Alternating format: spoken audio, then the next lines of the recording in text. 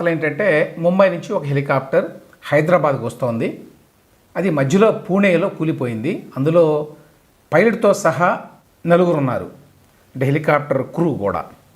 అయితే అదృష్టవశాత్తు ఎవరికి తీవ్రమైన ప్రమాదం జరగలేదు, ఎవరు చనిపోలేదు, కొంత గాయాలైనవి. కారణం ఏంటంటే పూణే దగ్గర వాతావరణం ఏదో సరిగ్గా లేదు, అతను దించడానికి ప్రయత్నించాడు. అయితే అదేదో చెట్టు కొట్టుకొని మొత్తానికి ఆ ఇంపాక్ట్ వల్ల ఏమో కానీ ఎవరికి ప్రాణాపాయం లేకుండా బతికి బయటపడ్డారు. అది కథనం. ఇది దాదాపుగా మీకు అన్ని ఇంగ్లీష్ పేపర్లో కూడా వచ్చిందండి ఈ వార్త. Hyderabad bound helicopter crashes in Pune. మనకున్న ఇంట్రెస్ట్ ఏంటంటే హైదరాబాద్ బౌండ్ హెలికాప్టర్ అని రాశారు. అందులో దాదాపుగా అందరూ ఇదే రాశారు. 4 ఆక్యుపెంట్స్ సర్వైవ్ మిషాప్ అన్నారు, అంటే ప్రమాదం నుంచి 4 ఆక్యుపెంట్స్ తప్పించుకున్నారు అని. ఇది చిన్న కథనం. ఈ కథనంలో ఏంటంటే పూణే దగ్గర ముల్షి అనే తహసీల్ దగ్గర ముంబై నుంచి హైదరాబాద్ వస్తున్నటువంటి హెలికాప్టర్ ఆగస్టు 24వ తేదీ మధ్యాహ్నం పూట కూలింది. అందులో ఉన్న 4 కూడా పాడ్ అనేటువంటి ప్రాంతం దగ్గర అక్కడ ఈ హెలికాప్టర్ కూలింది. అయితే వాళ్ళకి కొన్ని దెబ్బలు తగిలినా కూడా ప్రాణాపాయం లేదు. కెప్టెన్ ఆఫ్ ద హెలికాప్టర్ని హాస్పిటల్కి తీసుకెళ్లారు. మిగతా 3 కూడా స్టేబుల్గా ఉన్నారు. ఈ హెలికాప్టర్ గ్లోబల్ వెక్ట్రా కంపెనీ అనే కంపెనీకి చెందింది. ఎందుకు ఈ ప్రమాదం జరిగింది అనే దాని మీద దర్యాప్తు జరుగుతోంది. ఇది జనరల్గా వచ్చిన వార్త. అయితే ఈ వార్తని తొలుత సాక్షి వాళ్ళు అనుకుంటాను వేశారు. ఏంటి ఇది? చంద్రబాబు నాయుడు కోసం వస్తున్నది, చంద్రబాబు నాయుడు కోసం తెప్పిస్తున్నారు ఈ హెలికాప్టర్ని ముంబై నుంచి, ఆ హెలికాప్టర్ కూలిపోయింది అని. అయితే ఇది నిజమని కాదని చాలామంది అప్పట్లో ఏదో మాట్లాడారు. అందువల్ల దీని గురించి నేను వెంటనే మాట్లాడలేదు. ఇది సాక్షి వార్త. సీఎం చంద్రబాబు కోసం రప్పిస్తున్న హెలికాప్టర్ క్రాష్, బొమ్మ కూడా వేశారు, క్రాష్ అయింది. వీళ్ళు ఏం రాశారు? ముంబై నుంచి బయలుదేరిన ఓ ప్రైవేట్ హెలికాప్టర్ పుణేలోని పౌద్ సమీపంలో కూలిపోయిన సంగతి తెలిసిందే. ఈ ప్రమాదంలో 4 సిబ్బంది తీవ్రంగా గాయపడ్డారు. ముంబై నుంచి విజయవాడ వస్తుండగా హెలికాప్టర్ క్రాష్ అయింది అని రాశారు వీళ్ళు.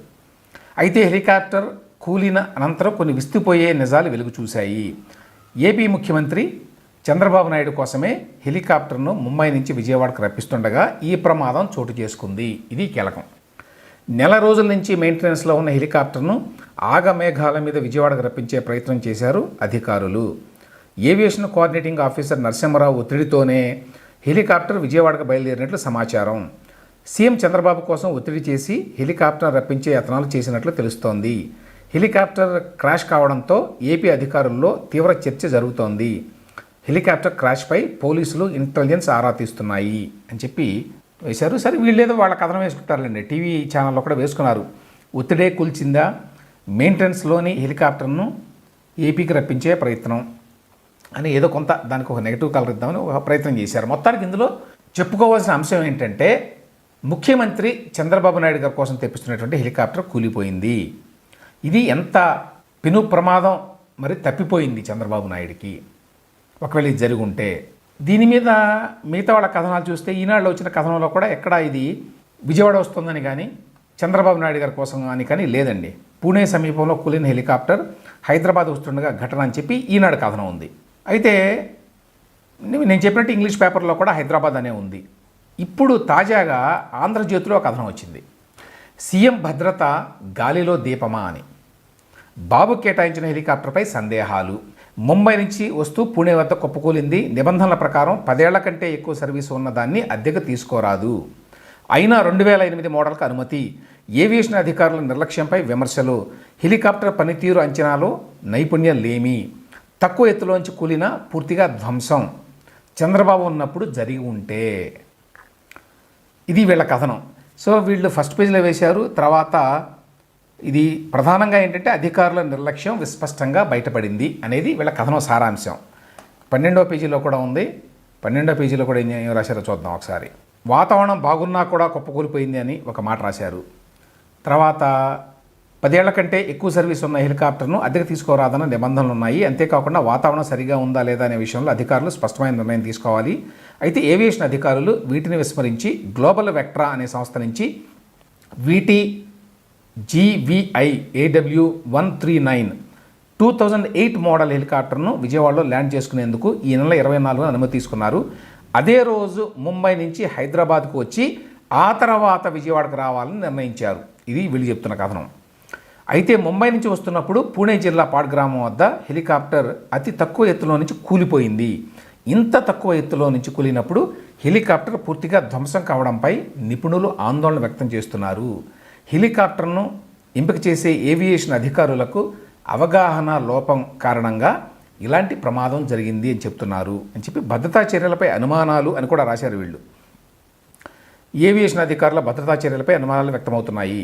మొత్తంగా ఏమిటంటే సీఎం చంద్రబాబు విషయంలో అధికారులు ఇంత నిర్లక్ష్యంగా వ్యవహరించడం ఏంటని టీడీపీ నేతలు ప్రశ్నిస్తున్నారు అని వీళ్ళ కథనం ఇది. సో బేసికల్లీ ఏమిటంటే ఈ హెలికాప్టర్ ముంబై నుంచి చంద్రబాబు నాయుడు గారి కోసమే వస్తున్నది అనేటువంటి కథనం ఏదైతే సాక్షిలో తొలుత వేశారో అది కరెక్టే అన్నట్టుగా మరి ఆంధ్రజ్యోతి కూడా వేసింది. ముందు హైదరాబాద్ వస్తున్న మాట వాస్తవమే అయినా హైదరాబాద్ వచ్చిన తర్వాత విజయవాడకే అది it was meant for Chandrababu Naidu గారు. ఇందులో ఇక్కడ చెప్పుకోవాల్సిన విషయాలు 2-3 ఉన్నాయండి. ఒకటి ఏంటంటే యాక్చువల్గా మనకి గతంలో ఈ సివిల్ ఏవియేషన్కి డైరెక్టర్గా భరత్ రెడ్డి అని చెప్పి ఒక ఆయన ఉండేవాడు. ఆయన తెలంగాణ ప్రభుత్వానికి సలహాదారుగా ఉండేవాడు. ఆయన్నే జగన్మోహన్ రెడ్డి గారు అధికారంలోకి రాగానే 2019లో పెట్టుకున్నారు. అప్పట్లో కొన్ని విమర్శలు కూడా వచ్చినాయి. తెలంగాణ ప్రభుత్వానికి ఉన్న వ్యక్తి అయినా ఇంకెవరో దొరకలేదా, మరొకరు ఒకే వ్యక్తి 2 ప్రభుత్వాలకి పనిచేస్తారా అని. సరే అదేమైందో తెలియదు. ఇప్పుడు ఆయన ఉన్నారో లేదో కూడా తెలియదు. ఇప్పుడు జ్యోతి కథనంలో కూడా ఆయన పేరు లేదు కాబట్టి ఆ భరత్ రెడ్డి గారు ఇప్పుడు లేరు అనుకోవాలి. అయితే ఇక్కడ నేను civil aviation AP Andhra Pradesh airports development corporation limited ఇందులో చూశాను. ఇందులో కూడా ఎక్కడ కూడా ఆయన పేరు లేదు. బోర్డ్ ఆఫ్ డైరెక్టర్స్ ఇది. ఇప్పుడు ఎవరు చూస్తున్నారు, దీని బాధ్యతలు ఏమిటి అనే విషయంలో క్లారిటీ లేదు. అయితే నేను గతంలో చెక్ చేస్తే ఫిబ్రవరిలో ఈ సంవత్సరం ఏడాది ఆంధ్రప్రదేశ్ గవర్నమెంట్ ఒక జీవో ఇచ్చింది. ఈ జీవో ప్రకారం ఏంటంటే వీళ్ళు 2 ట్విన్ ఇంజిన్ హెలికాప్టర్స్ని రెంటల్ బేసిస్ మీద తీసుకోవాలి రాష్ట్ర ప్రభుత్వం కోసం, మరీ ముఖ్యంగా ముఖ్యమంత్రి గారి కోసం. అంటే ఇందుకోసం గ్లోబల్ వెక్టర్ హెలికాప్టర్స్ ఏ హెలికాప్టర్ అయితే కూలిపోయిందో ఇప్పుడు వాళ్ళని ప్రస్తావిస్తూ వాళ్ళు L1 బిడ్డర్గా వచ్చారు అని చెప్పారు.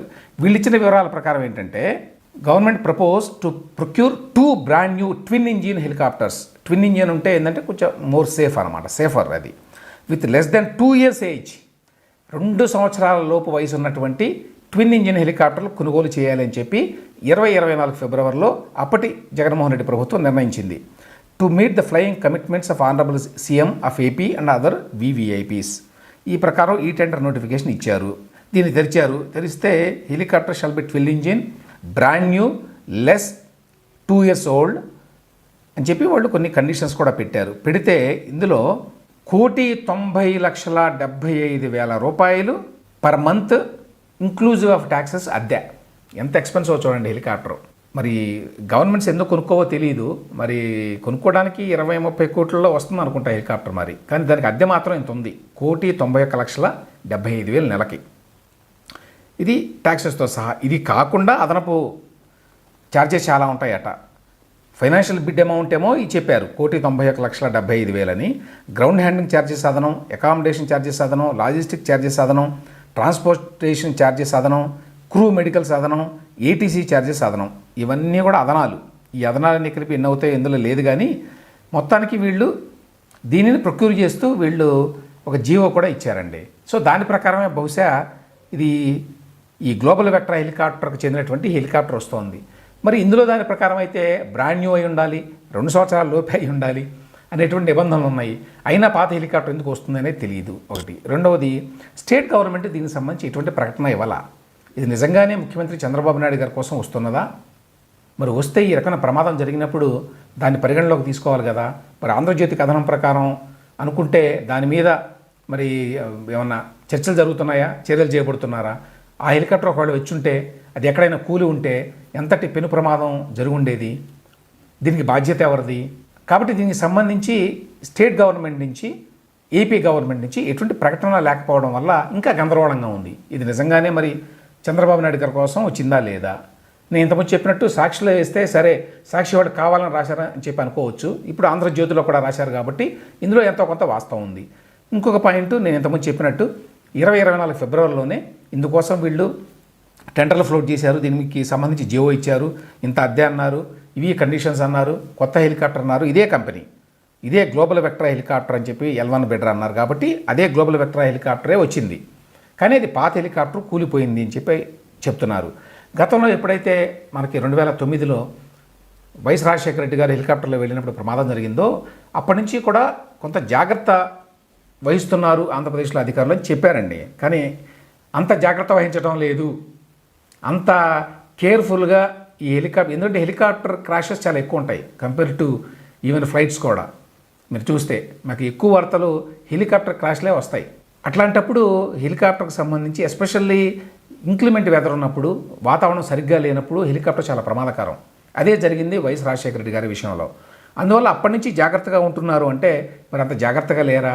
ఆ సివిల్ ఏవియేషను లేక ఈ ఏవియేషన్కి సంబంధించి ఇది ఇన్ఫ్రాస్ట్రక్చర్ అండ్ ఇన్వెస్ట్మెంట్ డిపార్ట్మెంట్లో ఉందటండి. ఇది ఏపీఏసీఎల్ అన్నారు, అంటే ఆంధ్రప్రదేశ్ ఏవియేషన్ కార్పొరేషన్ లిమిటెడ్ కాబోలు అంతే.